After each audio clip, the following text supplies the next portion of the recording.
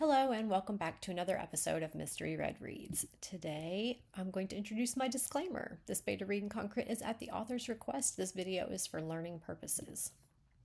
Today, we're doing a beta read in concrete for some original fiction. So we're stepping away from fan fiction today to look at an original piece at the request of an author. I don't have a lot of information about this piece. I'm trying to not look ahead at the details of your stories before I read them, fan fiction or original fiction. I'm trying to not look ahead so that you get a first reaction, first thoughts as I'm experiencing them. I want to share them with you so that you're kind of getting that reader experience. So I don't know that we ever get that as writers. I think I'd like to have it as well. But we're going to dive in here and we're going to figure it out as we go. So, chapter 1. The bedroom is dark, illuminated only by the steady light coming from the power indicator of the computer. The door swings open, bumping into the dresser with a thud. An older, fit man fills the entrance as he flips the light switch, flooding the room with bright, painful light. Up and at 'em, Sam. We've got to go, he says. Sam grumbles, pulling the blankets up over her head and tries to shield the light. The man closes the distance to the bed and pulls the blankets from her flannel pajamas form. He gives her a shake. We're going to pause here. Because she's in bed, I kind of already thought she was in her pajamas. It was just kind of like a given. I don't even know that we needed to say it. I think I would reword this. Let's see. The man closes the distance to the bed, pulling the blankets back, giving her a shake. And giving her a shake, or yanks the blankets back, comma, giving her a shake. I kind of think you can combine these two sentences into one and just reword it a little bit. But that's just a suggestion. So we're going to keep going. Grr, Dad, she attempts to pull the blankets back to the cocoon of warmth. You're the one who wanted to go with me. There's a plane down on the mountain. Come on. He turns to toss some clothes at her, but finds them scattered around the room in complete disarray. And when we get back, you are organizing this room. Come on, Dad, I'm an adult now, Sam whines. I am well aware of your actual age. That doesn't discount the rules you set up. If I recall, it was something along the lines of being 17, still living at home, and not paying rent. His voice carries karmic justice as his mouth curls into a grin. I kind of like that little sentence right there. I like the karmic justice and the grin. They go well together. Let's see. I am wondering, and this is just a reader thought. There's absolutely nothing wrong here. My first reader thought here is, okay, we know right away from a beta standpoint, my character is Sam. Got that really quick. It's her dad that's waking her up. So good job here. Let's see. We look like we're working in third person limited. It seems like it's kind of reading like it's present tense. We're going to keep an eye out for that. And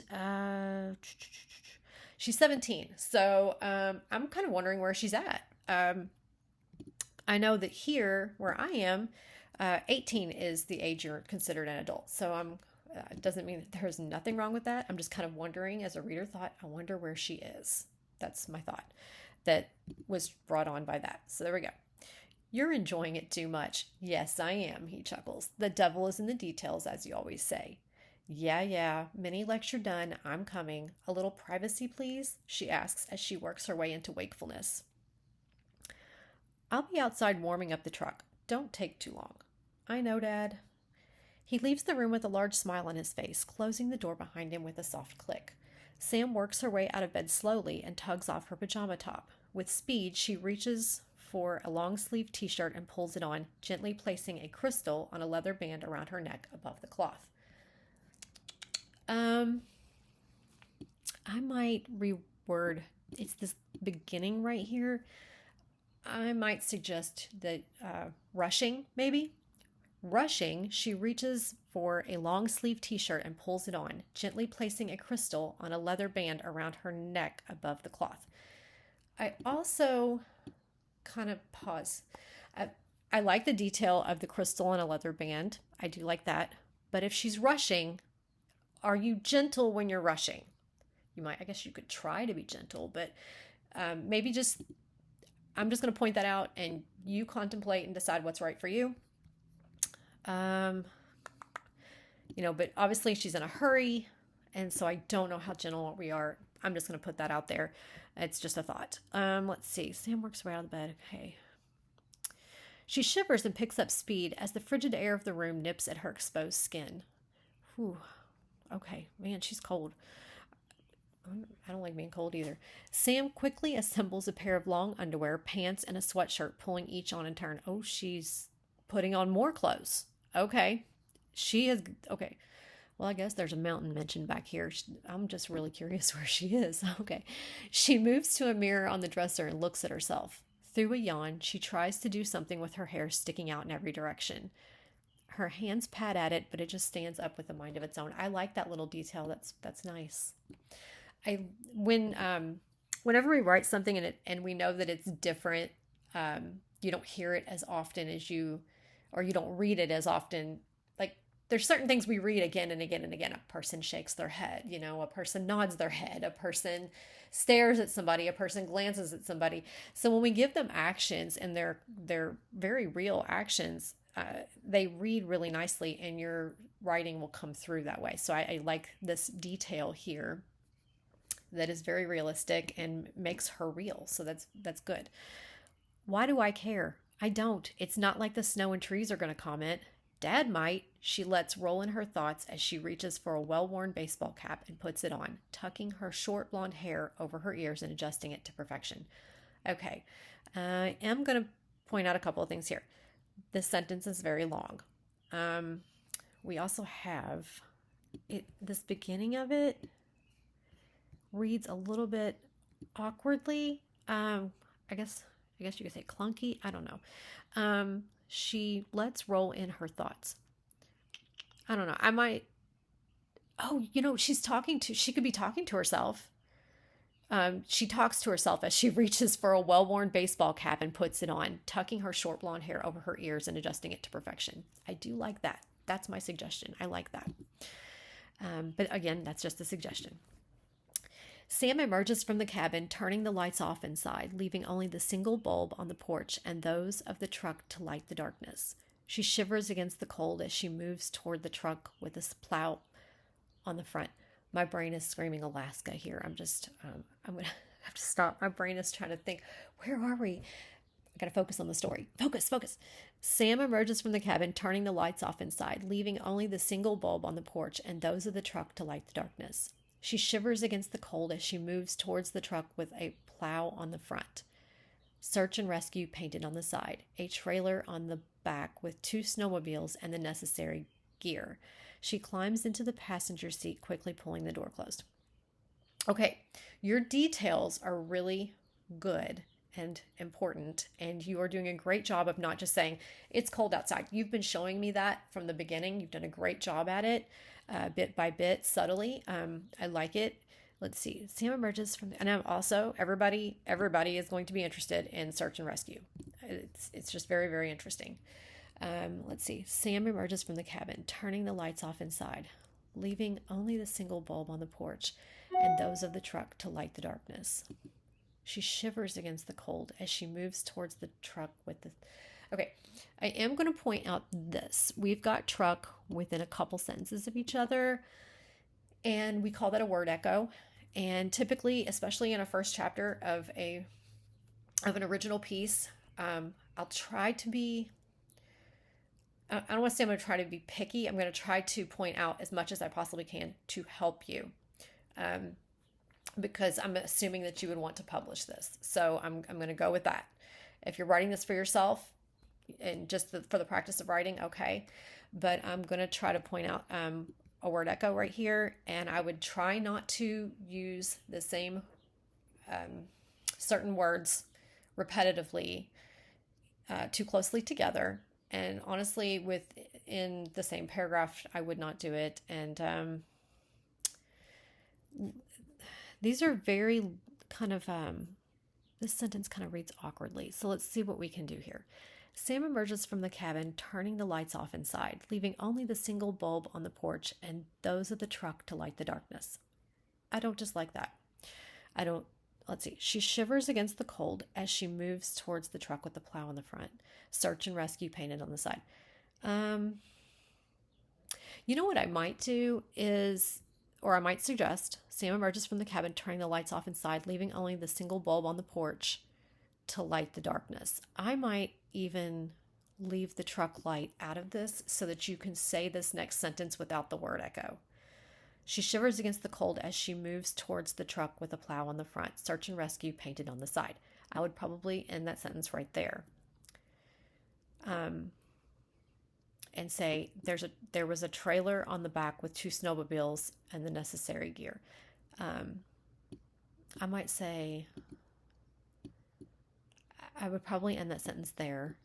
It just reads a little long.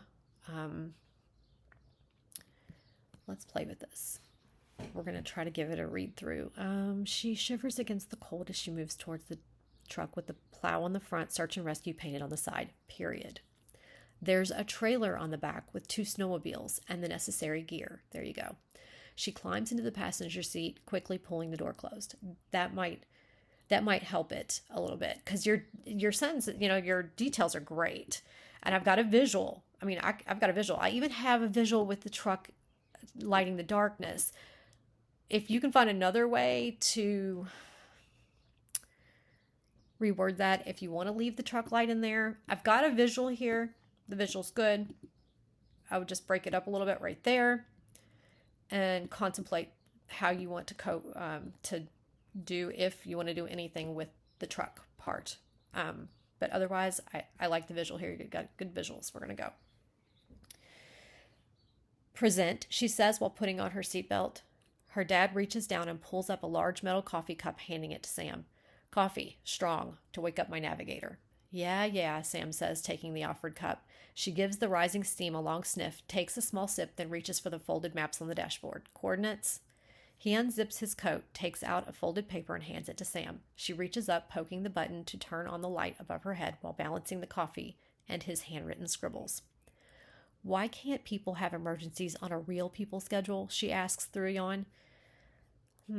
We've had a lot of yawning, and she is tired and she is waking up. My suggestion right here would be to mix it up a bit with something else. Maybe she stretches. Of course, she's got her hands full. If you want, you could look back at prior yawns and see if maybe one of those could be a stretch. I'm just going to make you aware there's been multiple yawnings, and I know that when we're tired, we do that. Just be careful. I'm also going to compliment you because I like the way that you have, without plainly saying things, you're showing them to us very, very well. So we're going to keep going. That's not the way it works, Sam. Oh, I am going to pause. Okay, we know that it is Sam and her dad. And I've mentioned this a couple times in some of my other videos.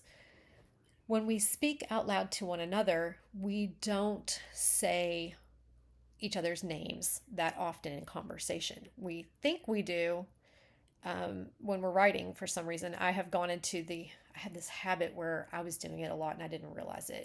And when I first heard about it, I was like, oh, I don't think I'm doing it that much. But then when I started reading my own work out loud, I'm like, oh my gosh, this does not sound, I would not be saying this person's name this many times.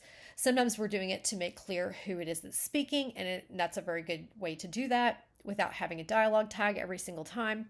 But other times, if we know there's only the 2 people and we knew that one of them spoke and the other one is speaking, here I like your use of it because you don't have a dialogue tag, even though we know it's just the 2 of them. But I just want you to be aware and potentially look backwards and see if you do that, or to keep an eye out for it. So that's just a thought that popped up. It doesn't mean you're doing it. I happened to see here and I was like, oh, I might want to mention that. So we're going to keep going. Her father drives fast but cautiously down the snow-covered road while Sam checks the coordinates on the map to assess a possible route. The truck slows as they approach a split in the road. Sam looks up in contemplation. One branch has been recently plowed.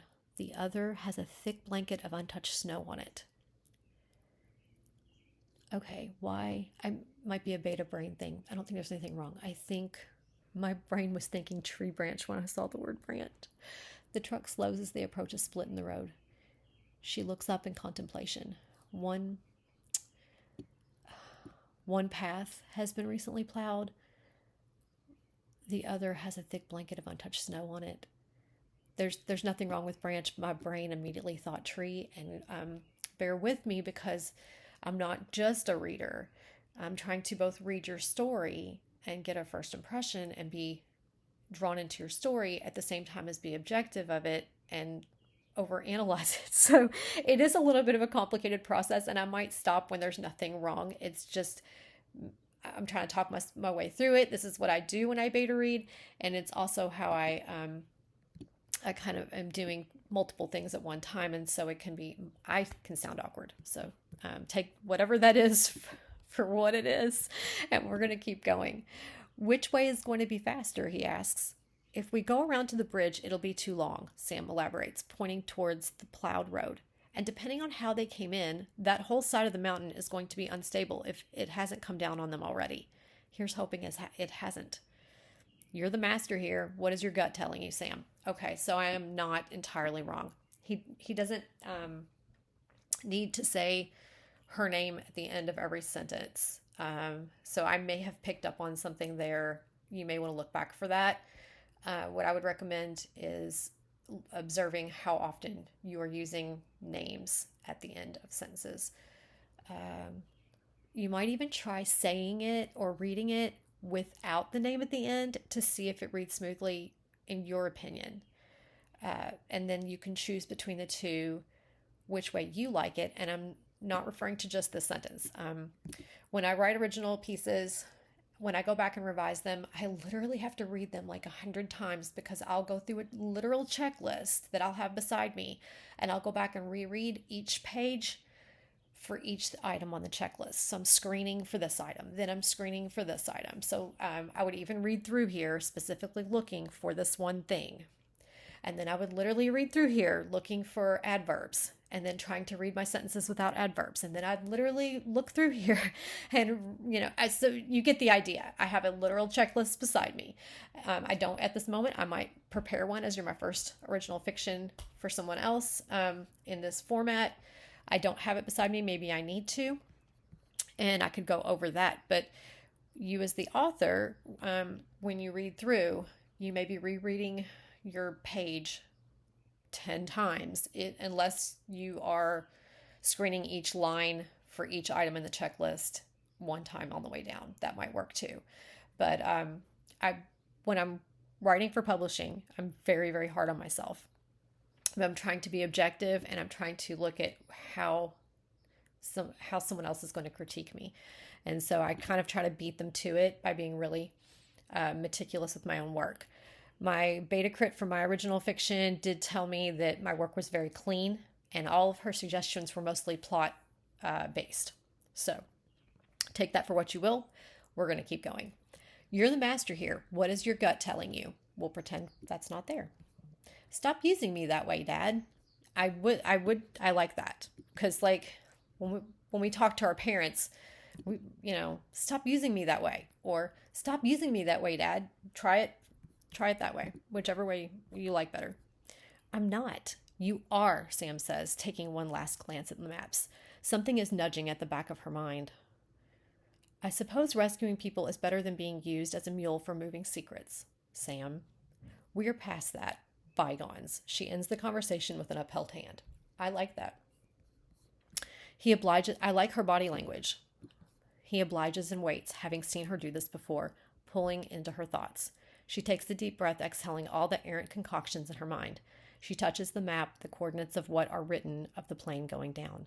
She hears it as if a thought, a faint voice in her mind. That's not where you need to go.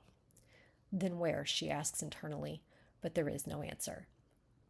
Her hand moves on the map, and her father sees it. Severin's Creek? That's quite distant. I'm still thinking, Dad. Something isn't right with the coordinates. She touches his handwritten note. I can't put my finger on it. Well, it's not feeling good. I'm going to pause right here. I like that. What I'm going to do going forward is if you've got a name pretty frequently, I'm just going to highlight it and keep moving on. As if stating the obvious, he calmly relays, "We need to make a choice. People's lives depend on it." "I get that," she snaps, as intangible information crosses her mind's eye in a mix of emotions. She closes her eyes and presses her hand to them, wishing it to stop. It does abruptly. "Sam." "I'm okay." She opens her eyes. "You told me to trust it, so this is your fault if it goes wrong. Severance Creek, snowmobiles from there like this." She traces her finger on the map. "We packed the last half mile or so. That should keep us clear of an avalanche or on top of it if it's already down." "Then that is what we do," he says, putting the truck into a four-wheel drive and turning it to the unplowed road. Sam continues to study the maps, her finger moving about tracing paths as if all the dangers each possess are available to her. I might make that just possess and drop the ES off that. Let's try it with, I think I read it that way. You know what? Try it either way and see which one you like best. An awkward silence hangs between them for a few minutes. "Why can't I explain this? My reasoning?" Sam asks as yet another route ends badly. "I don't know, Sam." "A thousand ways it didn't work," Sam shrugs. "Not the positivity I'm used to. It's not a very positive situation. We get stuck, we're screwed, and they die if they're not already dead. A plane at that altitude coming down like that, survival is, not good." I'm going to pause. Chances of survival. "There you go, using information that wasn't provided in the dispatch." "Dad," she fires with warning. I wonder if that could be she fires a warning, because I've got Grammarly on here. It's popping up the suggestion of with a warning. I don't always take their suggestions because we all have our own writing styles, and mine doesn't exactly. I leave out some ands and some thens, trying to make my writing really tight. Dad, she fires a warning, or Dad, she warns. Either one of those. He digresses. "We won't get stuck." "You just know that," she mumbles through a whisper. Does he know that? Does he know that? I don't know about that. I don't know. Or either that, but you're the author. You might know something I don't. Okay. He consoles. "I don't. But I trust that you wouldn't have guided us this way if you saw something different." Sam is about to object again, but he cuts her off. "You don't know what it is. Neither do I. But I know to trust it." She takes a sip of her coffee. "I wish I could," she releases under her breath. "I can't imagine what you see in that mind of yours, how you put it all together to make a call, but you do." "Dad," she asks, begging in her tone. "Sam, I don't know. If you want to bounce it off me, I'm okay with that. If you don't, I'm okay with that as well." "I'll choose the latter if that's okay." "It is," he nods. The sun is just starting to rise as they spot the airplane wreckage. A small plume of smoke rises from the forward section, resting in a deeply gouged crater to the west. The tail end of the plane eastward, higher on the ridge. "Nice. Good job." "I'll take the tail," he says, indicating the more extensive and further section, directing Sam towards the front. "Call it in and radio if you find anyone." "Got it. Be careful. Dad, it doesn't look stable up here." "I'll take that under advisement, but I'm the one who is supposed to worry about you." He sees Sam is about to argue the point. "Don't even try, young one." As he's addressing her directly, that's almost like calling her name, and I kind of think that might be capitalized. Take it for what you will.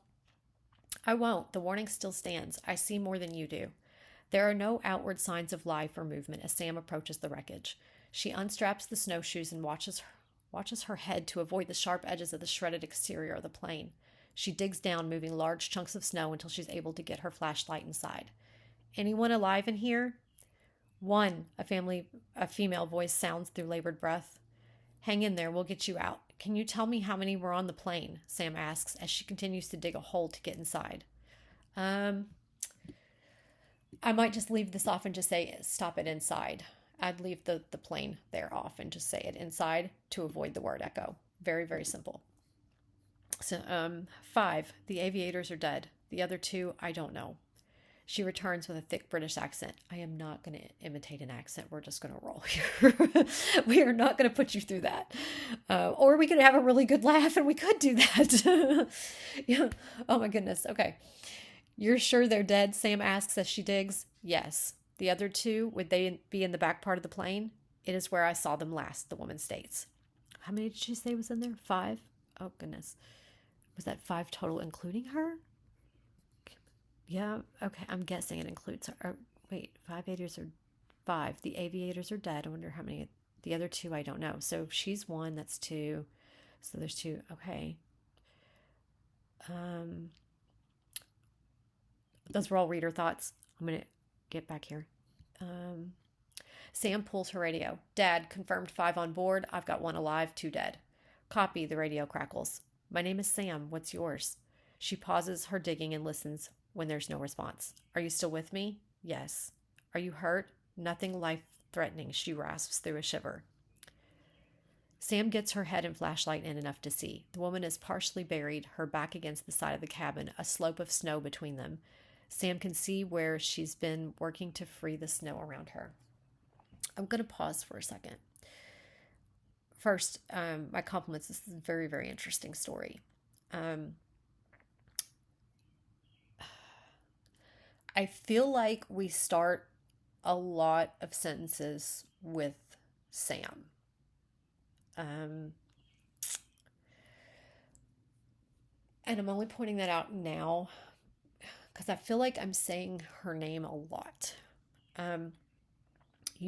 That's going to be an observation, and you may go back and screen through and see what you think. And that's where we're gonna leave that. Anything broken, bleeding, immediate concern, avoiding a direct answer. I can walk out of here when you unbury me and get me something warm.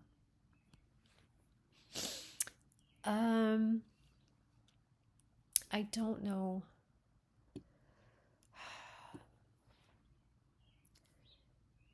I think I might move the tag to the end of the sentence and say, I can walk out of here when you unbury me and get me something warm.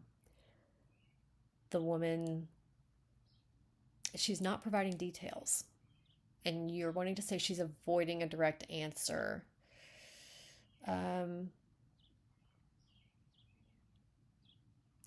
I don't know. I'm thinking maybe move. It kind of reads the tag being there at the beginning. It's just, I think you can come up with something. You've got such great other unique things here, and this one little thing is a little bit stilted. I get what you're trying to say.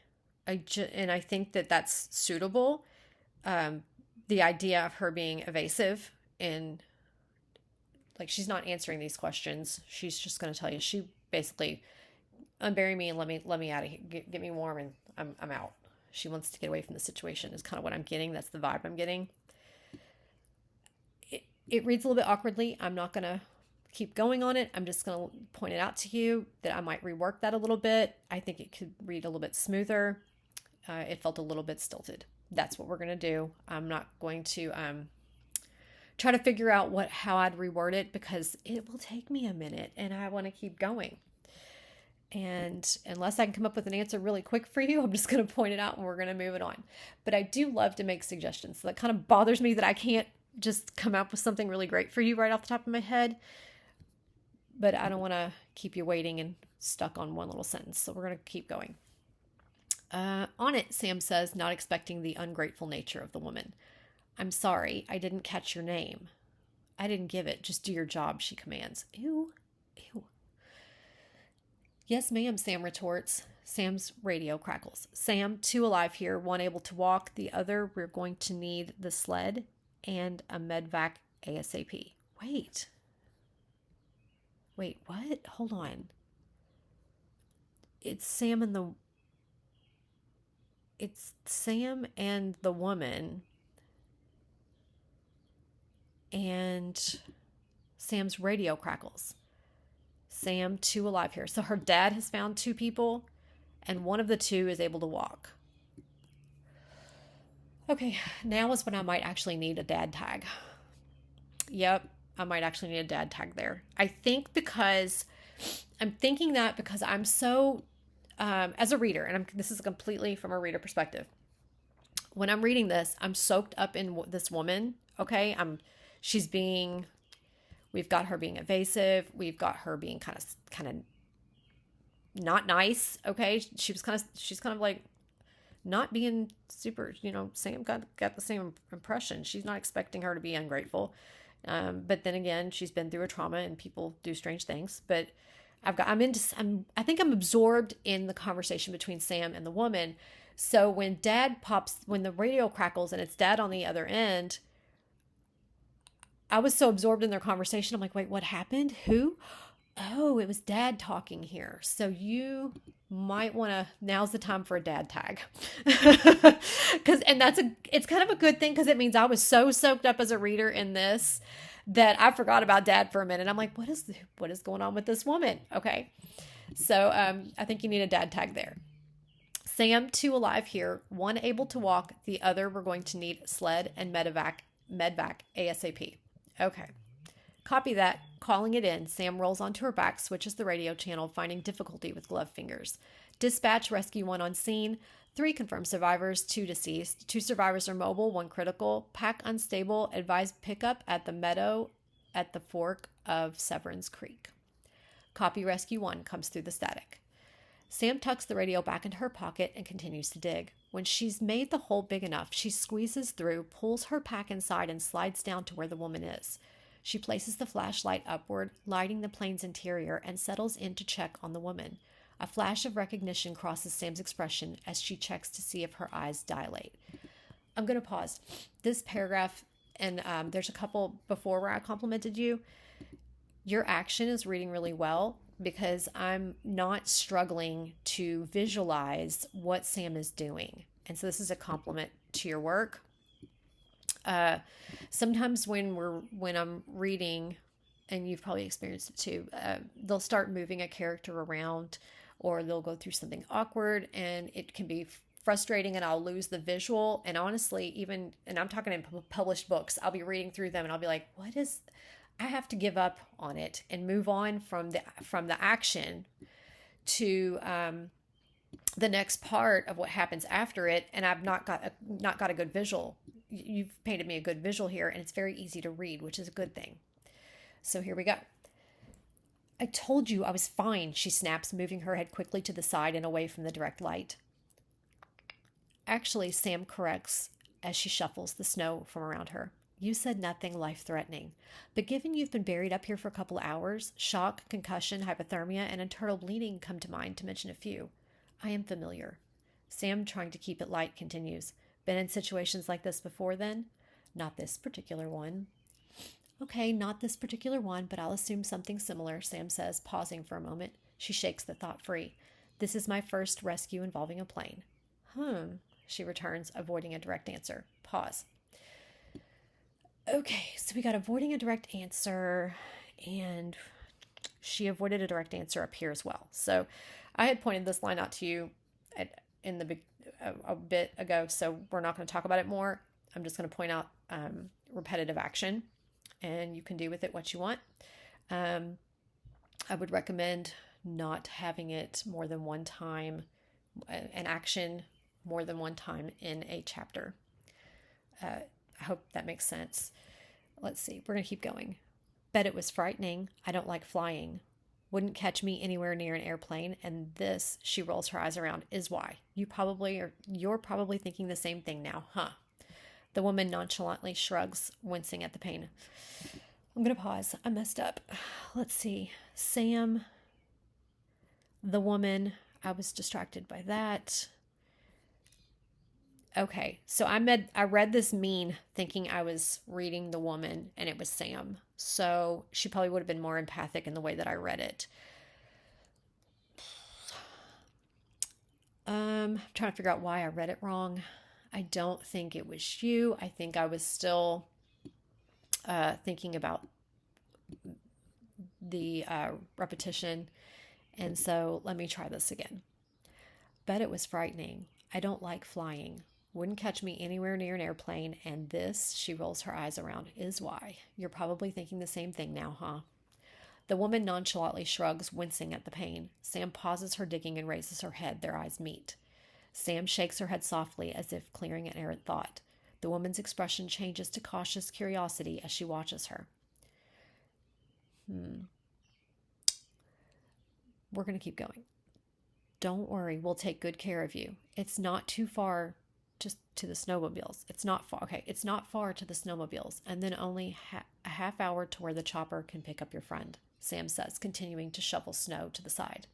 The woman doesn't answer as she analyzes Sam, her actions and tone as if reading her like a book.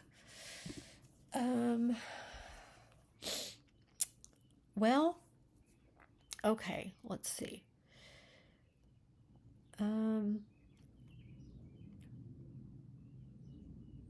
We might be, I'm trying to figure out how I want to say this. It is becoming very, very clear that this woman is forming thoughts about Sam, I'm guessing. It's a little bit strong, or I guess heavy. I guess it's a little bit of a lot. I don't think you need quite as much as you've got. The woman nonchalantly shrugs, wincing at the pain. Sam pauses her digging and raises her head. Their eyes meet. Sam shakes her head softly. We've got head twice within 2 sentences. Sam shakes her head softly, as if clearing an errant thought. That kind of makes me think Sam's had like an image come to her mind or something. There's something internal there, so I might leave that if that's what you mean. The woman's expression changes to cautious curiosity as she watches her. Does this woman feel seen? We're going to keep going with that. Don't worry, we'll take good care of you. It's not far to the snowmobiles, and then only a half hour to where the chopper can pick up your friend, Sam says, continuing to shovel snow to the side. The woman doesn't answer. I think I might go light on this one because she did such a good job here. Let's see. The woman doesn't answer. I don't think you need all of this. I don't think you need all that, and I don't think it's doing you justice because you've got such nice, unique actions. Reading her like a book is very, very said. So I might not let that take away from my writing. I might take that out if I were you. The woman doesn't answer as she analyzes Sam. I might leave it right there because the analyzing, her not saying anything, it's actually speaking. It's actually speaking for. You don't need all of the other stuff. That's my suggestion. We're going to keep going. Family, Sam inquires, gaining no answer. Coworker, acquaintance, do you know them? Sam sits up and runs her arm across her forehead. She's working up a sweat at this pace. She pulls off a glove and unzips her coat to get some air. Yes, I know them, the woman starts, hoping it will stop her questions. But her words trail off, her eyes catching the shimmer of the crystal on Sam's necklace. Anyone I can have dispatch contact? Let them know you're okay, Sam asks. No. The tone in which she answers moves both of them to look directly at each other and hold in awkward silence. That is my writing style, is to take out extra words here and there. Take it for what you will. Leave it. It's fine. Or take it out if you want it nice and tight. Okay, Sam returns cautiously. Didn't mean to poke a nerve. The woman shakes her head as if to indicate that it is nothing of concern. Have we met before? She asks in a whisper. Sam is more taken by the sincerity behind the query than by the question itself. I was going to ask you the same thing. You seem familiar to me, but... Sam's radio crackles, interrupting her thought, then is further jolted by a loud bang followed by a second that echoes through the canyon. Both women are startled by the sound. Sam's radio crackles, interrupting her thought. I might say Sam's radio crackles, comma, interrupting her thought, then is further jolted by a loud bang followed by a second that echoes through the canyon. Okay, I like the visual here, the audio. I should say the audio here, because I can just hear it. You've done that well. It's reading a little wordy, like long, and I'm trying to wonder if we can break it into 2 sentences, but still have it read smoothly and say what you're saying, because I like it. Sam's radio crackles, interrupting her thought.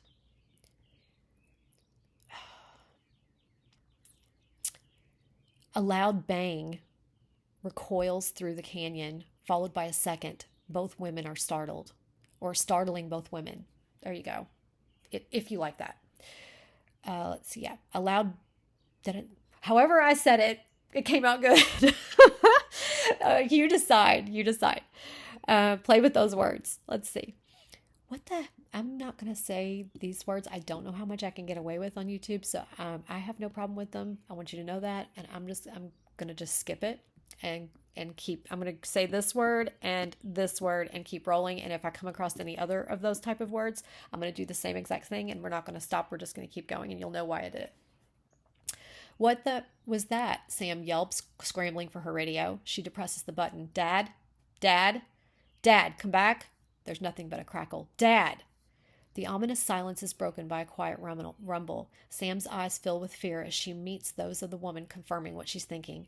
Avalanche. Sam throws herself on top of the woman out of instinct. It's mere seconds before the snow impacts the side of the plane, rolling it down the slope like a twig in a rapidly flowing stream. Sam and the woman are bounced about inside the plane, the sounds of bones snapping, their bodies bending and contorting in unnatural ways as they are thrashed around like rag dolls. I'm going to pause.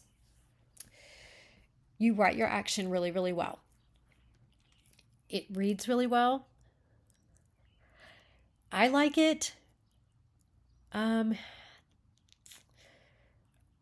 going to have a thought, and you just note it for what it is. I'm not telling you to change anything. I'm not suggesting anything. I'm just going to have a thought of something I want you to know, and you take it for what you will if it applies to you or not. Okay, it's just there, and I have to get it out, or I'm going to forget, and it's also going to bother me at the same time because it's going to come back up in my head.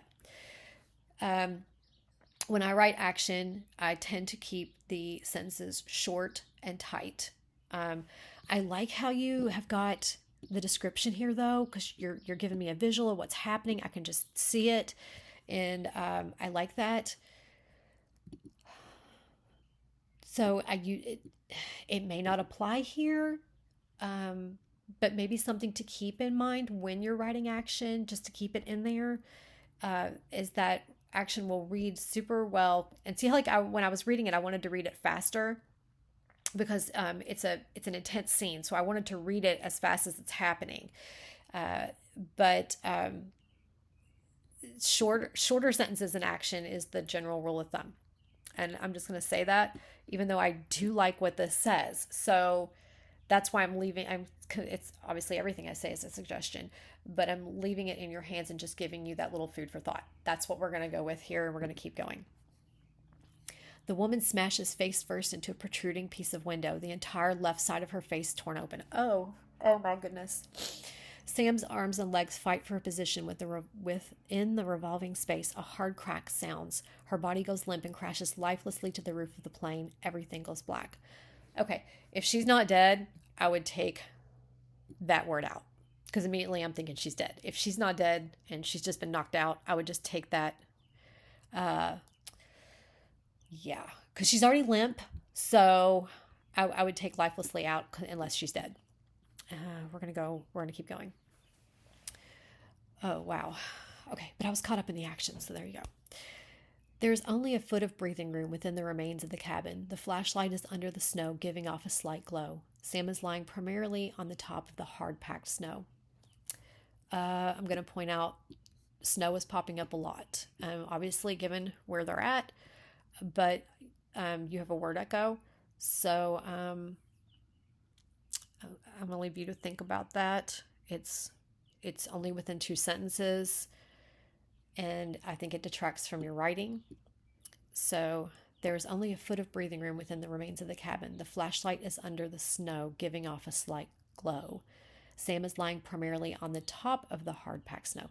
It's also very, we've got something under the snow and somebody on top of the snow. I've got the visuals, but I don't want snow there twice. I think you're doing yourself a disservice, but I'm going to let you figure it out, and I'm going to keep going. The woman is a few inches from her, upright, buried from the chest down, the left side of her face caked in blood, where the glass slashed deeply, the retina of her eye near completely missing, her blood staining the snow around her. Okay, that's a really long sentence. First of all, I'm cringing at the gore. Poor woman, oh my gosh. Oh, I'm such, it's good. Okay, it's good. But that, it's good. Oh my goodness. Okay. The woman is a few inches from her, upright, buried from the chest down. Period. The left side of her face is caked in blood where the glass slashed deeply, the retina of her eye near completely missing. Her blood stains the snow around her. How about that? Do you like that? To break it up, yeah. The woman is a few inches from her, upright, buried from the chest down, period. The left side of her face, comma, caked in blood where the glass slashed deeply. The retina of her eye is near completely missing, period. Her blood stains the snow around her. There you go. If you like that. If you like it. The breath from both of them missed into the air. Oh, Lord, she's still alive? I thought the lady who lost half of her face would be dead by now. Oh, my gosh. Oh, ew, I don't even know if I'd want to be alive like that. Okay, I gotta cringe for a minute. Hang on. Okay, okay. All right, here we go. Okay. The woman's, oh my gosh. I'm laughing at myself. I need to keep reading. I need to pull it together. Oh my gosh. Well, the good news is I'm really caught up in your story, so there's that. And I hope you're laughing too. Okay, here we go. The breath from both of them mists into the air. The woman's hands begin to move, and then a grunt of pain. Oh, how about this? The woman's hands begin to move, and she lets out a grunt of pain, or she grunts in pain. I think I would just swap out that and then for something else. When I say I write really tight, a lot of the words that I'm omitting are ands and thens. I don't. That's my writing style. That is not what Grammarly would suggest to you. It's what I do, and I'm not telling you to do what I do. I'm just saying that's what I do. So part of the reason is when I read it without these and change it and reword it, if I see this and I look around it, I can usually reword it to make it something tighter, if that makes sense to you. For example, the woman's hands begin to move. She lets out a grunt of pain, or she grunts in pain. Or maybe she moans. She lets out a moan. The woman's hands begin to move as she lets out a moan, or she lets out a moan. You think on that. Yeah, because you could do a couple of different things, but typically I will read through my writing and I will look for the words and then, and I will see if I can reword this to not need that. There's nothing technically wrong with it. I will tell you that my reader brain, maybe my beta brain, caught on it because we have her moving and then she's let out a pain, which I guess, if it hurts, you would let out pain. So there's nothing technically wrong with it. Like I'm trying to use a beta brain and a reader brain at the same time. So sometimes I get stuck on something, or my brain is screening for something that when I read my writing, I screen for. So take all that for what you will, and we're going to keep going. Her hand painstakingly frees itself from the snow and moves toward her face. Oh, girl, don't touch your face. Oh, honey. Okay, let's try this again. The woman's hand begins to move, and then a grunt of pain. Her hand is moving again. We got a word echo. Oh, I'm caught up in it, but at the same time, I want you to have all the stuff that you need because this is really good. So we got to work at word echo on hand. I'm just going to advise you to kind of look in this area and think about those things. Let's see. Her hand painstakingly frees itself from the snow and moves towards her face, touches it, then halts at the excruciating pain. I would take out the word it causes. I would. I don't think you need it. And it keeps it nice and tight for you. She lets loose a muffled scream that doesn't last long as she bites back the agony brought about, but it's enough to bring Sam into consciousness. Okay, and then we got Sam again right there. But you want to make sure that we know that we're with Sam now and not, we've been with Sam, but I get it. It's the next thing is Sam and not the woman. I know this was, okay. She lets loose a muffled scream that doesn't last long as she bites back the agony brought about, but it's enough to bring Sam into consciousness. Sam takes a couple of slow breaths as she studies her surroundings, blinking at the moisture in her eyes. Sam rolls her head to see the woman and her condition illuminated by the soft glow of the flashlight. Oh, girl, the horror. That has to look like a nightmare. I'm having a couple of reader thoughts, and I'm going to just say them and I'm going to keep going.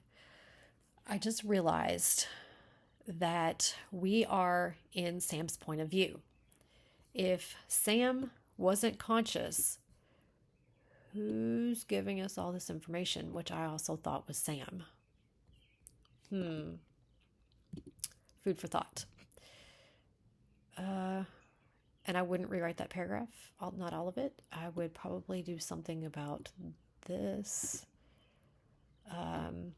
right here, because I already thought Sam was conscious and I thought she was telling us the story. Yeah, I'm just going to put that out there and we're going to keep going. Sam takes a couple of slow breaths as she studies her surroundings, blinking at the moisture in her eyes. And then we start with Sam again. I might say, I'm going to read it this way. She rolls her head to see the woman and her condition illuminated by the soft glow of the flashlight. Ouch, Sam says through clenched teeth. Ma'am? Miss? She asks in a hushed whisper. Please say you're okay. She responds with what Sam can only distinguish as a grunt, her body moving with the careful breaths she is drawing. Did we grunt? Yep, we got a grunt up here. So you might try some a moan, a whimper, a whine. I know those sound like puppy sounds, but if you think about all the sounds we make when we're in pain, we do all of those things. So just to give you some other ideas to mix that up a little bit. Let's see. I'll take that as a no. Bad? Dreadful, she says through a groan. Actually, I know I kept saying moan, but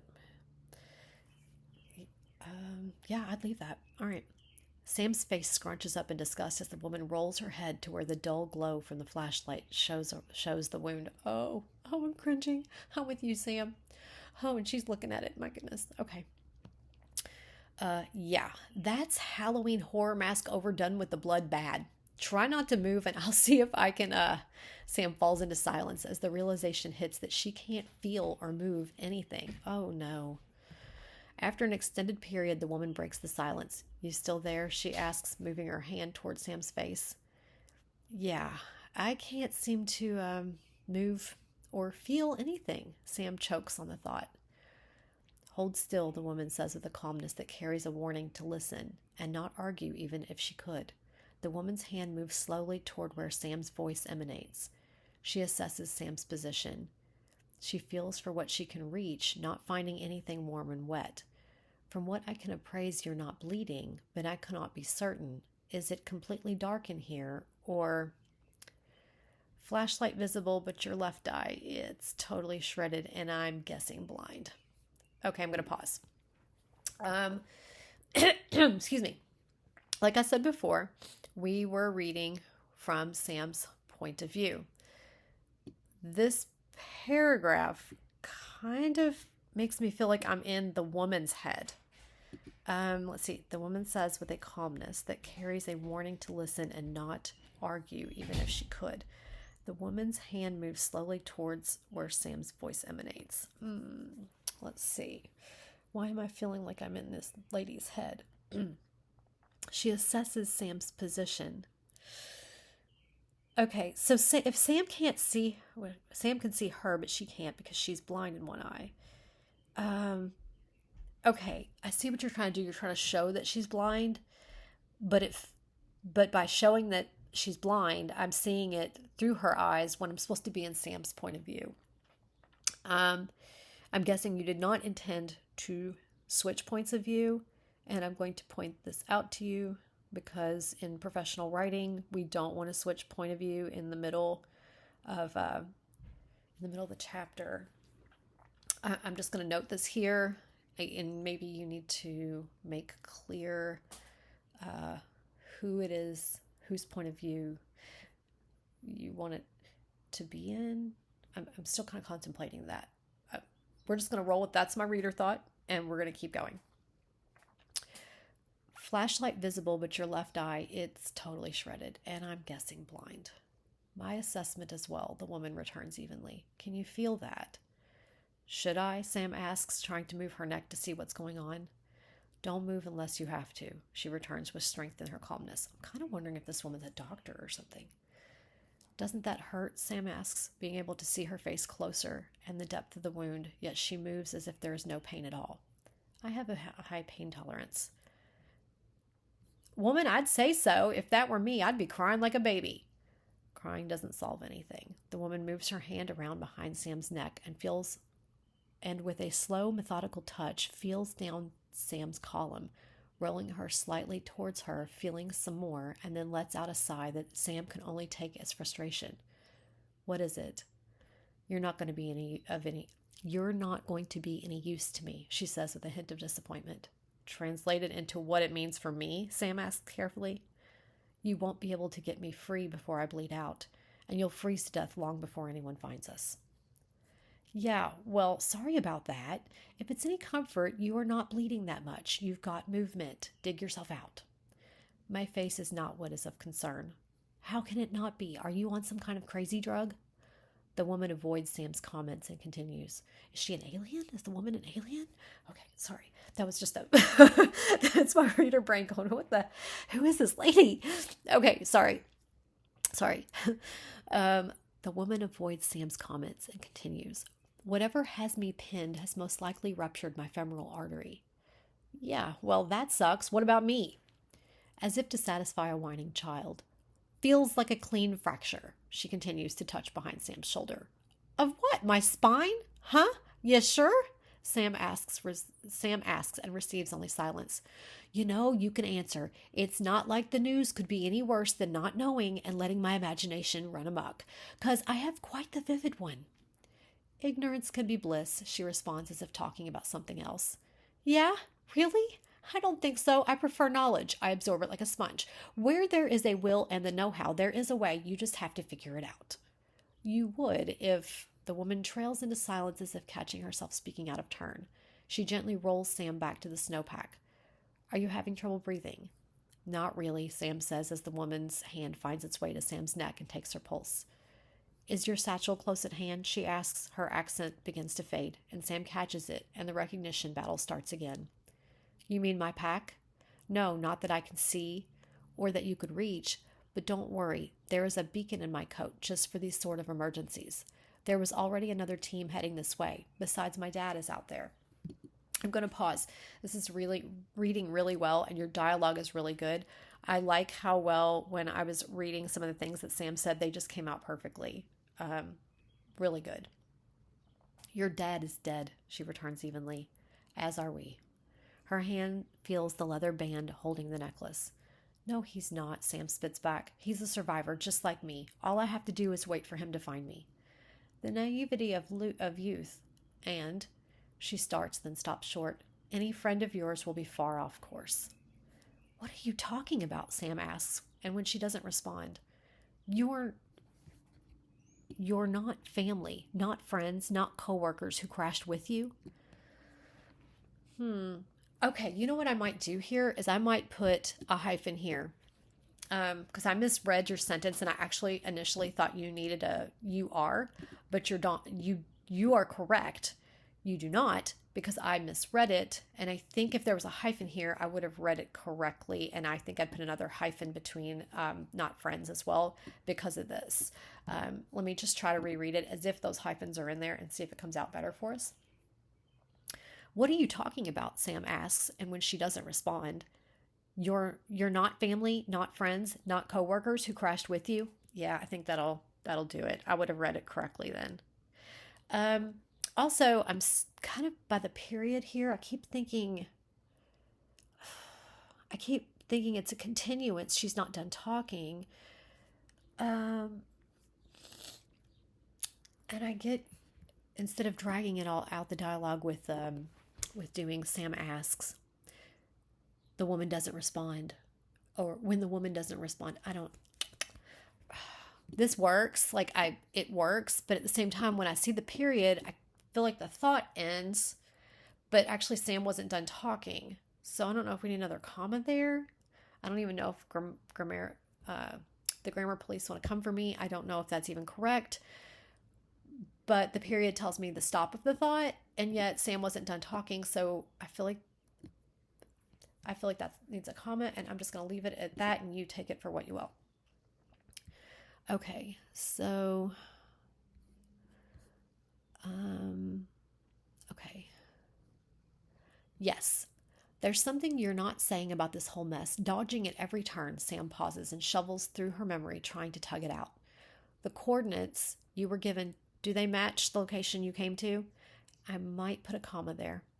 The coordinates you were given, do they match the location you came to? Sam pretends to think, but already has the answer.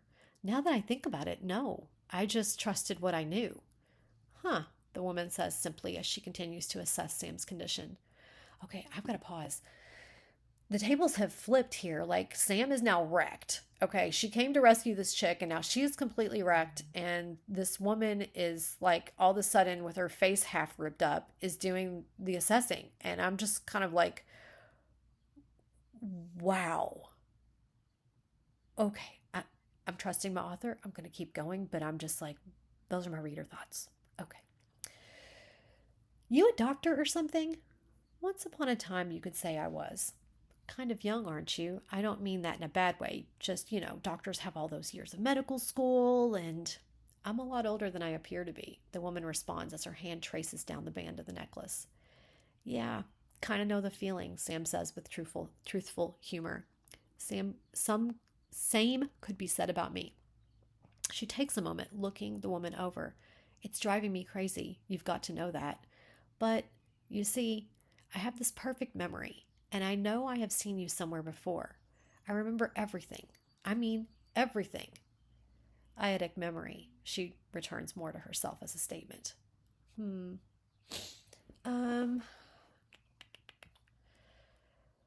I almost want to say she says more to herself as a statement. I do. That's my suggestion there. She says more to herself. And I think I'd leave that off too. I would just say she says more to herself. Something. Okay, we're gonna keep going and just note that I was kind of I gave pause here. Something about it wasn't working for me, and I think I had to sort out. I almost think at this point we need to get this woman's name, and we probably should have had it for a while. But I'm trusting my author, and so I'm rolling with it. But it might have helped. And I'm holding that out in the air loosely because you have a plan, and I'm just going to see what comes to fruition here, and we're going to roll with it. But those are some loose thoughts. You can piece them together for what you will. Take it, leave it. Laugh at me because you know things I don't know. You know where you're going. But I'm on this ride and I like it. So let's keep going. Given their closeness, Sam hears her clear as day. Yeah, so if you know what that is, you understand why that's impossible. Not impossible. We have crossed paths, just not in your lifetime, the woman mumbles as she finds the crystal on the necklace. She lets her finger roll over it, caressing it gently. It shimmers in a prismatic effect at her touch. Do you know what this is? What it can do for you? It's just a rock on a necklace. It's more than that. Okay, it's sentimental. It's the only thing I have of my mom's. Sam's voice fills with sadness. It's not even a real crystal, some kind of synthetic knockoff that she kept in a cheap jewelry box. Never wore it until...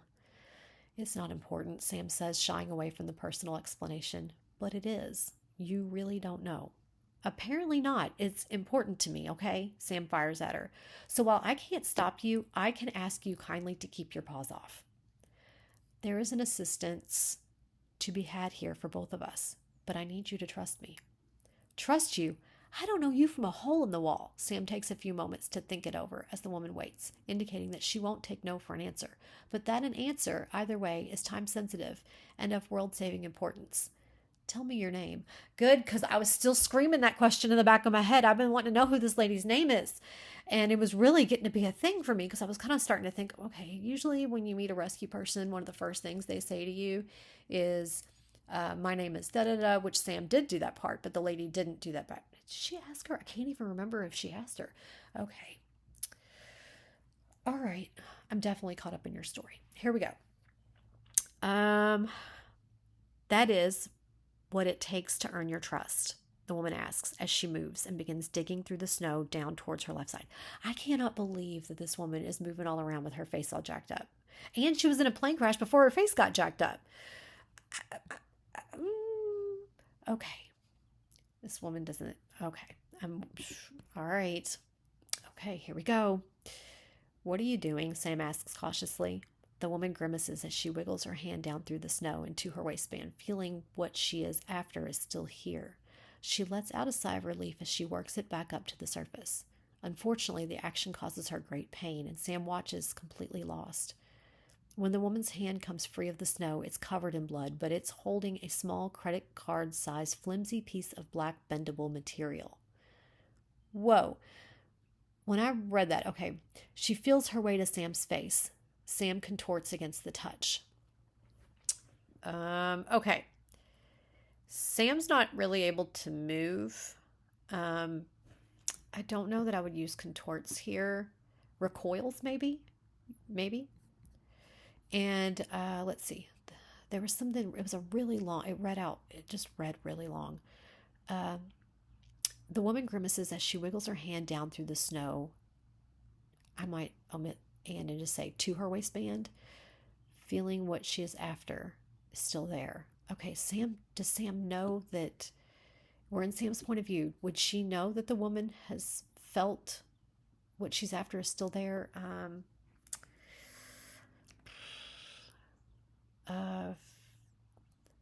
I might even say feeling for something and reduce some of the words there, maybe. The woman grimaces as she wiggles her hand down through the snow to her waistband, feeling for something. She lets out a sigh of relief as she works it back up to the surface. Unfortunately, the action causes her great pain, and Sam watches in sympathy, maybe? Yeah, maybe. When the woman's hand comes free of the snow, it's covered in blood, but is holding a small... I almost feel like I might leave some of this out because it's so many words.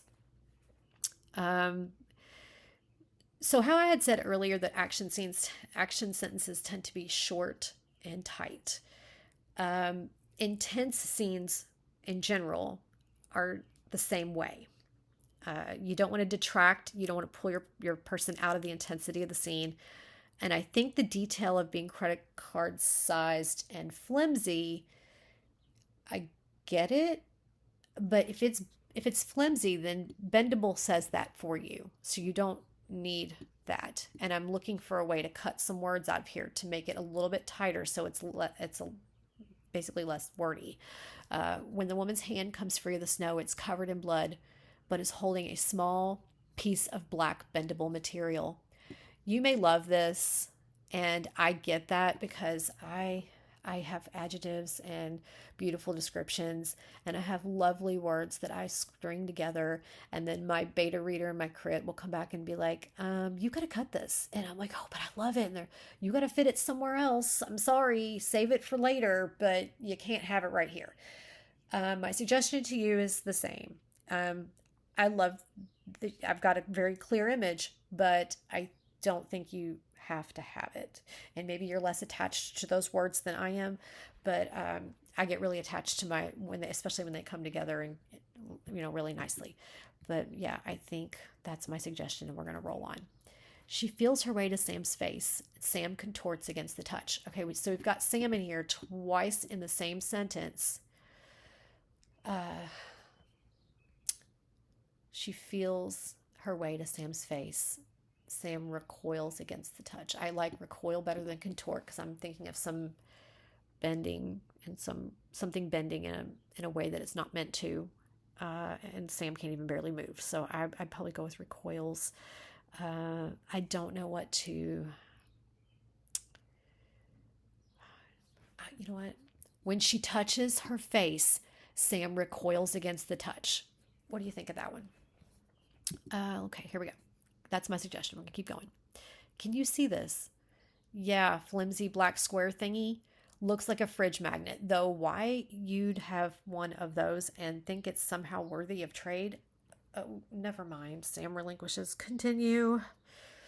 Okay. Let's see. Yeah, I like this. Okay, yeah, flimsy black square thingy. Looks like a fridge magnet. I like Sam's personality a lot. Which comes through her dialogue really well. Though why you'd have one of those and think it's somehow worthy of trade.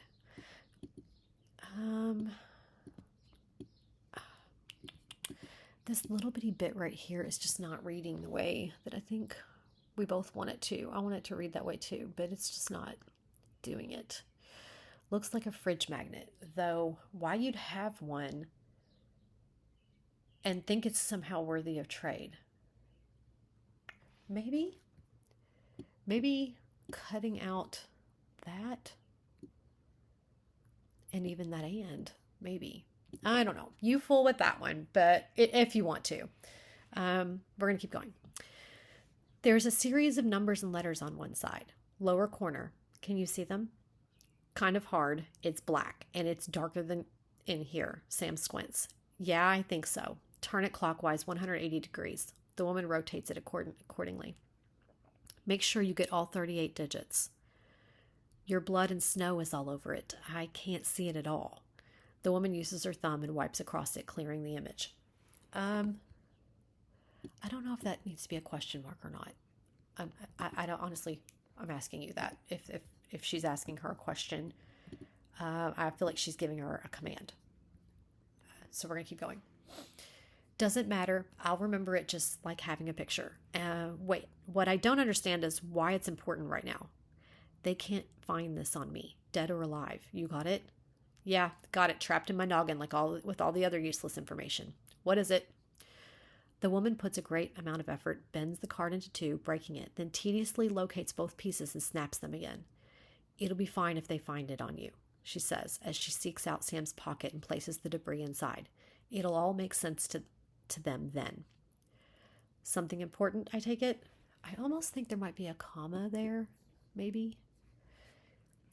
Yes, there's a long drawn-out pause, and Sam can see and sense the debate going on within the woman as if she is preparing for the most significant moment in her life. You will comprehend everything shortly. You need to entrust what you are feeling and experiencing. It has to be protected at all costs, including my life and yours if necessary. What are you talking about? This card thingy? It must have some important information on it for it to be worth that much, willing to die for it and all. But yet you broke it, so no one can use it. Well, unless they're uber technical, which they probably are, but even then, you always talk this much? When I'm nervous or in pain, not feeling anything other than a cold nose, so nerves, justified, given we're going to both die up here and you're rambling on about gibberish and a little black card with strings and numbers on them, making me remember them because what? Can't you? I get it if it's a combination or, better yet, a bank account. Wait too long even if it were more than one, not on any of the pertinent institutions, not even on one of the not so reputable ones. Okay.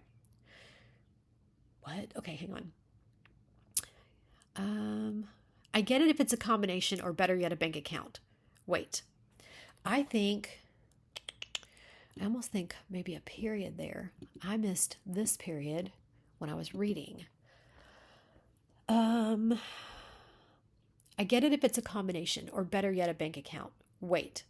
Too long, even if it were more than one. Not on any of the pertinent institutions. Not even on one of the not so reputable ones. Yeah, I think I might put a period there. Because she's kind of like collecting her thoughts. Because she was kind of rambling, and I was rambling with her. And then I accidentally rushed on because I was trying to follow Sam's thought process.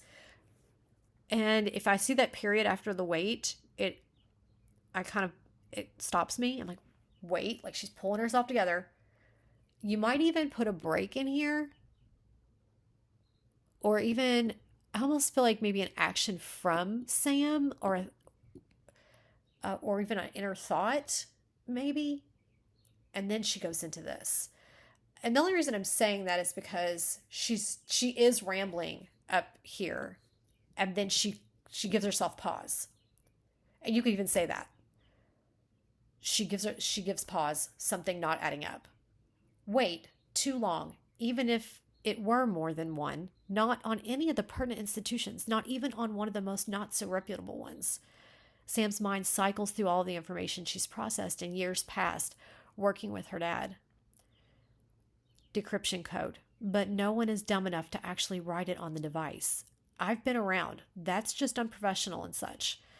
No, it has to be something more. Key code fits, something happens to you or me, she says with a varying voice. Someone else finds it who has the other half. Connectimundo, senses made, key unlocked, super secret information provided. Yes, she asks. I'm going to give pause. Okay. There's a lot going on in this paragraph where Sam's brain is, I guess, trying to figure out what this thing is. We need some pausing in her thoughts. I'm also starting to kind of get lost because we're giving a lot of thought to this little thing.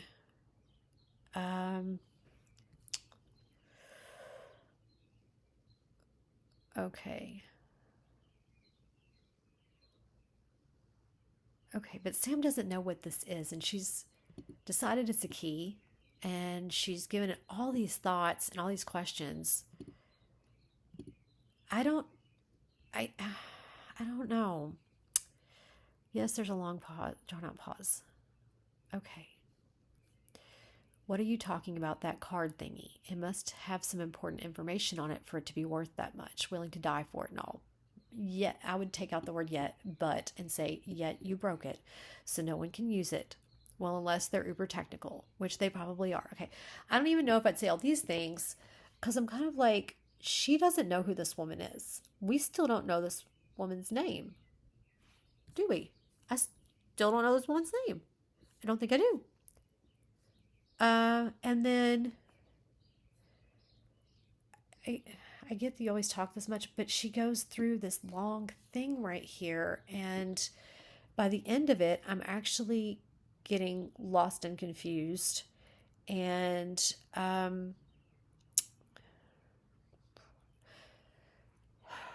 she hasn't even given the woman a chance to explain what it is. She didn't even give enough pause for the woman to get a chance to explain what it is. She didn't. I feel like this was working for us, and this, and then we came here, and something. It's a bit much. By the end of it, I was starting to get confused. My reader brain was going, hey, what is this card? I mean, it's important. I get that. It's going to be something. But why is Sam giving it that much thought? She's in this situation. She can't move. The woman's faces have gone. This whole conversation's really weird. She doesn't know who this lady is, but yet she feels like she does. How about this? Does she think that this card, does Sam feel the importance of this card when she's holding it? She's more like, what is it? Does she feel anything when she holds it? You know what? I'm just going to leave this, and you can digest my thoughts, my rambling thoughts, and we are going to keep going because I don't know what's coming. And maybe all of a sudden this will all make sense. But yeah, that's what we're going to do. Okay, someone else finds it who has the other half. Connectimundo, senses made, key unlocked, super secret information provided. Yes, she asks. Possibly. And that right there is what we call a yes, but you're too whatever, insert your choice of words there, stuck up, stubborn, self absorbed, protective, uptight, so on and so forth, to admit it. But I hit it head on. You know it, I know it, and thus I must ask, why do you defend the castle when the walls have already fallen? Nice dialogue. The woman takes a breath, realizing quickly she's up against a peer. It is of little consequence in the grander scheme of things that could happen, but it is a connection that could lead them to my involvement. The other, I can't explain. You must be accepting and open for this to work, she says with frustration. I'm going to pause because she's referring, there's been references to, hang on, where is it? Them. Okay, we've got them. And when we go back here, there's them.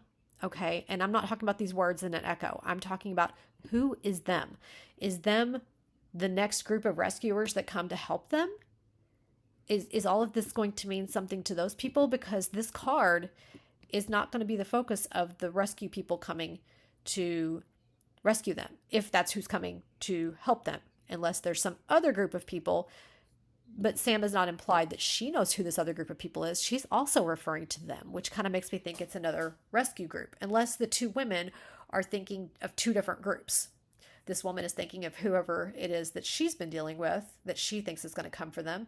And then Sam is thinking of the next rescue group. But either way, that would still make this not make any sense. Okay. Let's see. All right, we're going to keep going, and I'm just going to note my thoughts and just keep going for now, because I also have to have author trust that you are leading me somewhere that is going to tie all this up. But you can take my impressions and my reactions for how you want to apply them to the parts I'm talking about. And so we're going to go on for right now. For what to work? You're not making any sense here, probably due to the blood loss and all. No, I'm clear of mind and thought, the woman says, focusing. Sam is about to say something back to her, but she stops as she picks up on the feelings, and the overwhelming emotion coming from the woman hits her. Wait. Sam falls into silence, giving respect to what she just felt, taking it in, and giving her the proverbial floor to continue with her silent non-objection. Okay. We got both sentences beginning with Sam. And you were doing a beautiful, beautiful job earlier in the story of showing. And right now, Sam is about to say something back. I might omit that for tightness, but that's a voice thing. It's a writer voice thing. So that's me. Sam is about to say something back, but she stops as she picks up on the feelings. You know what you might do is, what exactly is the sensation that Sam is receiving? What does that feel like? Because this is, let me collect myself. This seems telling. And to help you, my suggestion would be, what exactly are the feelings, the sensations, what and the emotions? What is it? How does that feel inside of Sam? How does Sam feel? And when you put that into words, you will have the sentence. Sam is about to say something back to her, but she stops. What are the sensations that Sam feels? That would be showing. And then instead of saying Sam again, you might say, she falls into silence, giving respect to what she just felt. Period. Taking it in, she gives her the proverbial floor to continue with her silent non-objection. I hope that helps. I have not spoken my true name nor identified with it since I came to the realization of what I was and what I was to become. A calming silence comes from the woman. The air in the compartment becomes emotionally charged. Sam bites off her questions when she senses the invisible building waves of feeling filling the confined space, At first, Sam is afraid, but then finds comfort in the receptiveness, the conveyance on a level she can't explain. As if tangible and tactile, the woman becomes aware of Sam's openness to what is happening and surrenders to her aid. Okay, let me give some thought to this. A calming silence comes from the woman. The air in the compartment becomes emotionally charged. I kind of feel like this build happening in the space. What I would suggest is I like the words charged there and in the air, because when I see air and charge together, I get like a static, like an electricity kind of sensation kind of going.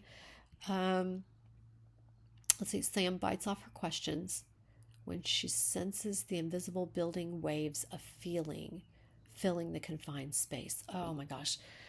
I get what you're trying to do here. And I'm like, what is that sensation? You know what I think I might suggest here is, I think maybe tapping into our five senses might be helpful in this paragraph to bring it to life, to the next place up, because I get where I can feel like this tension building and it's energy building in this room. What is that? I mean, what is that charged feeling? So, are maybe the hairs raised on her arms, but Sam can't feel them at the moment. Could she feel her neck? If she could feel her neck, maybe the hairs on the back of her neck raise with that charging. Is there a taste to the air? You don't need to use all of the senses, but sometimes when I'm trying to make that, I think you need a sense in here somewhere, because you've described them, and I get it. I get it, but I think we need somewhere in here something that is, and I think it's because you've got tangible and tactile, and I think something like the hairs raising on the back of her neck, or a taste or a scent. One of those three might be helpful somewhere in this paragraph to,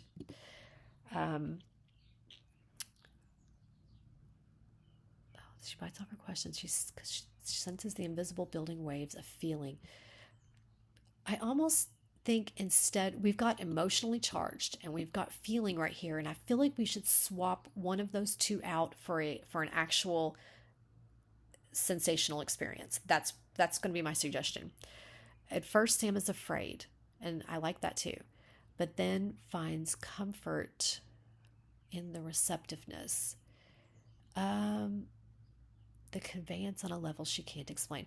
So you're trying to find words to describe this this feeling.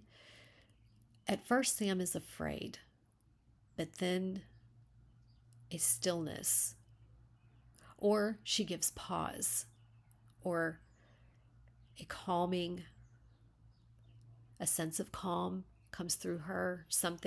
One of those, something that kind of, what I'm imagining is Sam having this experience that kind of gives her, she has fear as the instinct, but then she has the rationalizing behind it, and she has that gut feeling she follows that says wait, that gives her pause, and then she's aware of this sensation that she can't explain, but here's what she can do. She's feeling it. And so that's why I think those senses will help there if you tap into one of those three. I hope that that's helpful. I hope I'm kind of getting the same thing you're trying to convey. And yeah, we're going to go with that. Okay. As if tangible and tactile, the woman becomes aware of Sam's openness to what is happening. And surrenders to her aid. Okay. Hold, please. Okay. The woman is aware of Sam's openness to what is happening. Who's helping who? Because this feels like the woman. Okay, first, that switches into the woman's point of view, right? as if tangible and tactile, the woman becomes aware of Sam's openness. That would be the woman's point of view, not Sam's. And then to what is happening, and the woman is surrendering to Sam's aid, but it's felt like the woman was going to help Sam, not Sam help the woman at this point, because their roles flipped. With that jumble of thoughts, I'm just going to point you to this sentence, and you can rewind and replay if you like what my different thoughts were there. We had a point of view question, and then a question as to who is surrendering aid to whom. And I'm going to keep going. Sam stutters out. I would just say Sam stutters. This might not go as expected, the woman says as she wraps her hand tightly around the crystal on the necklace and squeezes. She whispers with a vulnerability that shakes in her voice, "My true and given name is Amanda." "What are you?" Sam stops as a warm wave of sensation overwhelms her. "Expecting." The stone begins to give off light. A cascade of streaming colors hovers around Sam, like a force field generated from the small rock. The glowing aurora builds to a near blinding strength and then fades back into the crystal as if sucked in by the vacuum of space. The woman seethes as her hand heats to hot orange, curling wisps of smoke rising from her skin. She holds as long as possible, then releases the crystal with a long, drawn-out exhale, taking the excruciating pain with it. She pulls in a couple of slow, calculated, pain-relieving gasps, pressing her hand into the snow, dousing the heat. Okay, we were really, really good. It was really good. Let's see. She holds on as long as possible, then releases the crystal with a long, drawn-out exhale, taking the excruciating pain with it. Releasing the pain, maybe? Oh, no, she released the crystal. And the breath took the pain away?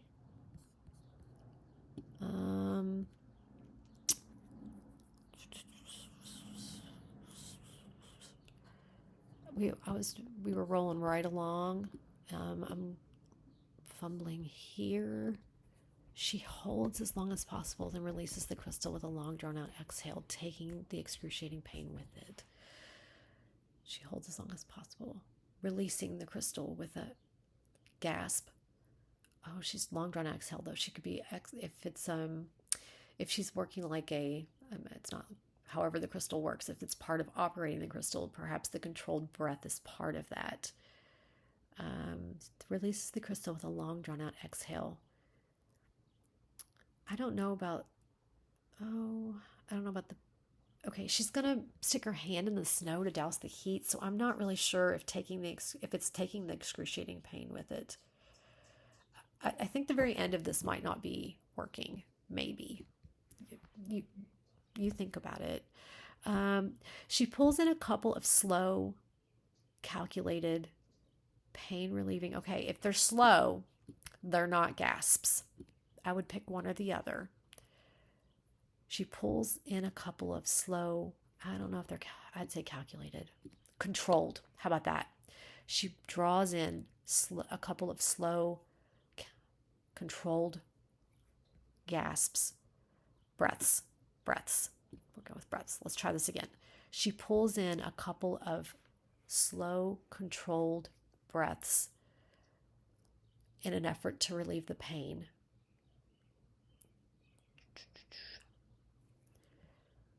Pressing her hand into the snow, dousing the heat.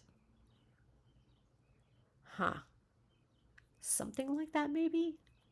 I would just rework. I'm full with it, and just rework it just a little bit. I'm thinking maybe slowing. Yeah, you know what? That's good enough for suggestions. You can full with it. Yeah. What was that? Sam asks, a deep and heavy fear in her voice. Okay, so deep and heavy.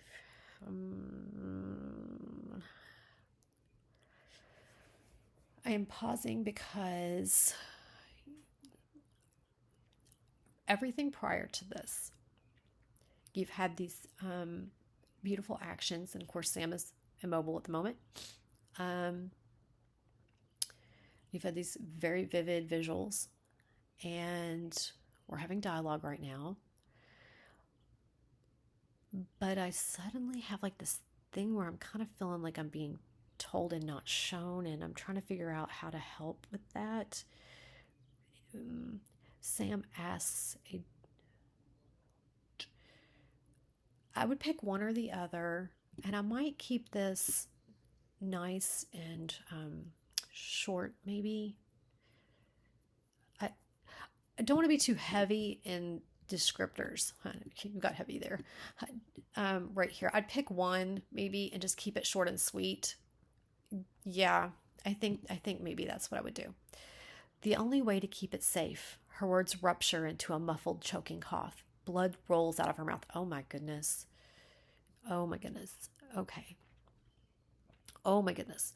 Sam sees it and is about to speak to it when her eyes roll up into her head. Her breath catches in her throat, then releases in a scream of pain, both physical and emotional, so strong it penetrates the soul to the core. An invisible wave explodes out like a nuclear mushroom cloud, the two of them at the center. The woman lowers her head in responsibility and sorrow, knowing what Sam is experiencing, for it has been bottled and buried inside her with no way of release until now. Oh my goodness. Okay, hang on. Sam sees it and is about to speak to it. Okay, whose eyes rolled up in their head? Was it Sam's eyes? Yes, because she said Sam's experiencing it. Okay. And also, we know the woman's name now, so maybe you could have said Amanda. We could start using Amanda instead of the woman. Okay, hang on. Sam sees it. Oh.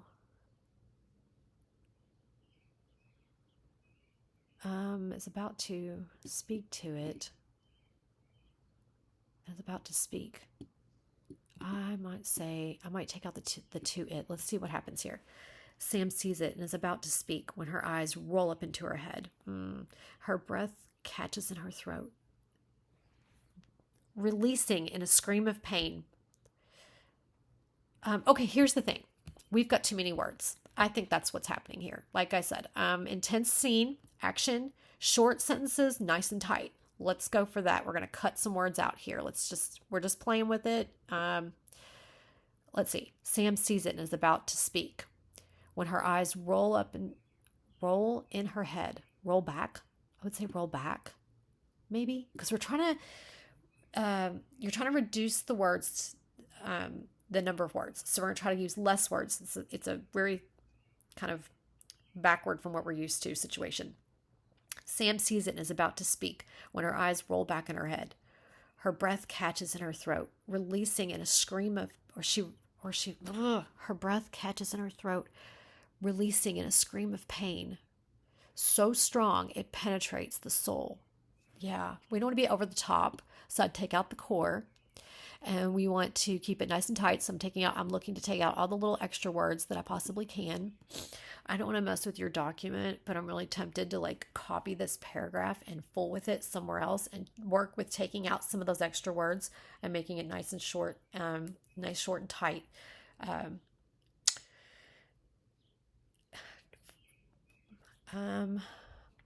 Hopefully what I'm saying makes sense and is helpful. I kind of like want to help you with it, but I don't want to fool with your document. So, and also I don't even know if you'll agree with me. So there's that. But your story's really, really good. It's very interesting. I like where it's going.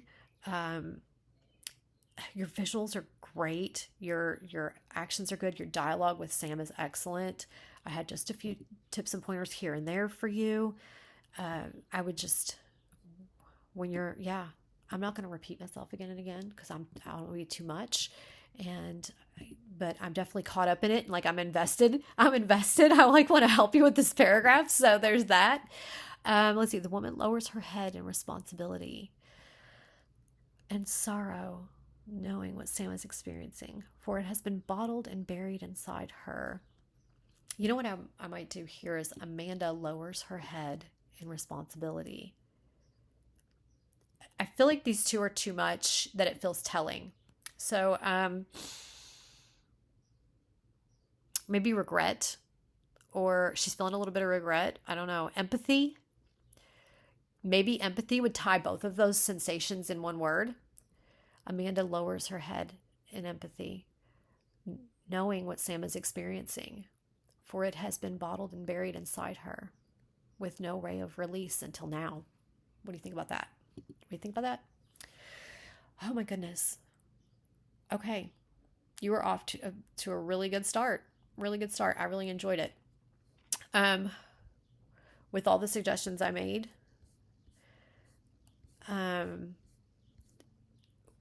when I work for professional writing, when I'm looking at it, like I said, I keep a checklist handy and I go down my checklist screening each part for each thing that I'm looking for.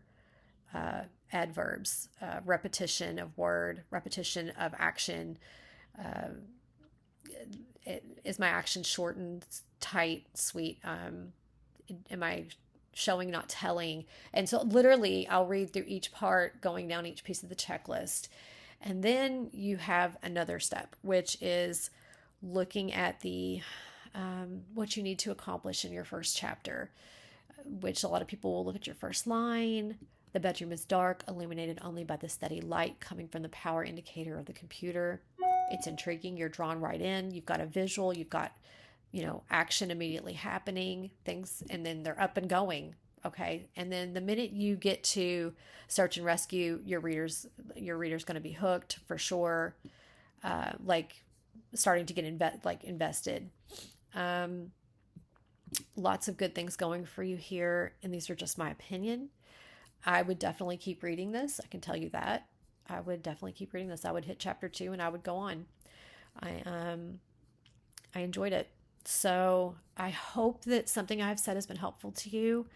And thank you so much for trusting me with your words and giving me the chance to read this story. I don't even know the title of it. I don't think it's in here. But I really enjoyed this. Thank you so much. Guys, I'll see you next time on when Mystery Red reads.